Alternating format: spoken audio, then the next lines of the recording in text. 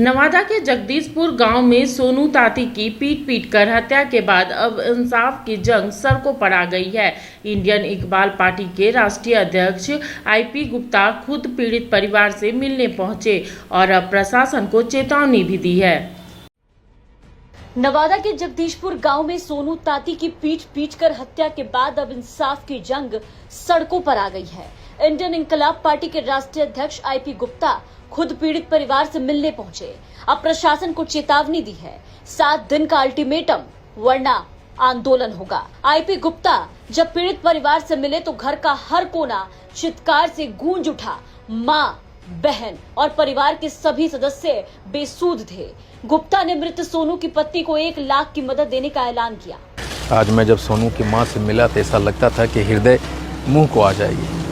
छोटे छोटे बच्चे, जवान, विधवा पत्नी को छोड़ सोनू इस दुनिया से चला गया है।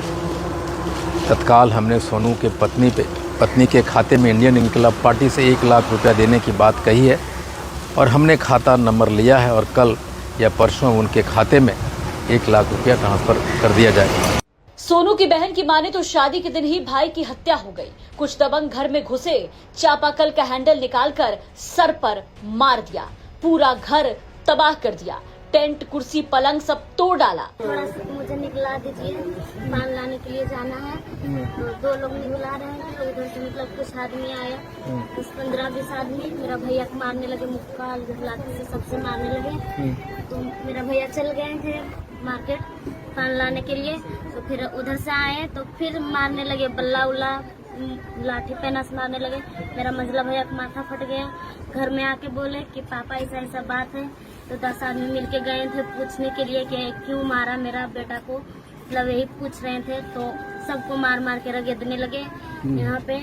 तो यहाँ पे हम देखने के लिए जा रहे थे, यहाँ पे मेरा दुआरिया ना, वहाँ पे देखने के लिए जा रहे थे भैया। तो मतलब मेरा हाथ पकड़ के खींच रहा था। इंडियन इनकलाब पार्टी ने शाहपुर थाना का घेराव किया।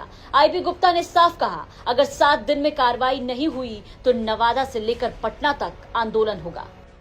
लौट रहा था तो वहाँ का एसएचओ को कॉल आया और उन्होंने कहा कि पुलिस कप्तान महोदय ने कहा है कि सर आपसे बात की जाए। और मैंने उन्हें कहा कि अगर 7 दिन के अंदर अगर आप अरेस्ट नहीं करेंगे तो हम एक बिहार ही नहीं, जिसके आंदोलन करूँगा जिसकी शुरुआत नवादा से होगी। और जब हमारी टीम वहाँ थाना का घेराव किया आज, तो उन्होंने 3 दिन का समय लिया है अपराधियों को अरेस्ट करने के लिए। और पुलिस कप्तान ने मुझे भी कहा कि आप निश्चिंत रहें। उन्होंने कहा कि मुझे सुनने में आया है। आईपी गुप्ता एसपी अभिनव धीमान से भी मिले। एसपी ने अपराधियों की गिरफ्तारी के लिए 3 से 4 दिन का समय मांगा, लेकिन गुप्ता ने प्रशासन को साफ शब्दों में 7 दिन की मोहलत दी। नवादा के शाहपुर से शुरू हुआ ये इंसाफ का संघर्ष अब राजधानी पटना तक पहुंचने की तैयारी में है। देखना ये है कि क्या प्रशासन समय पर कार्रवाई करता है या फिर सड़कों पर फिर से उबाल आएगा।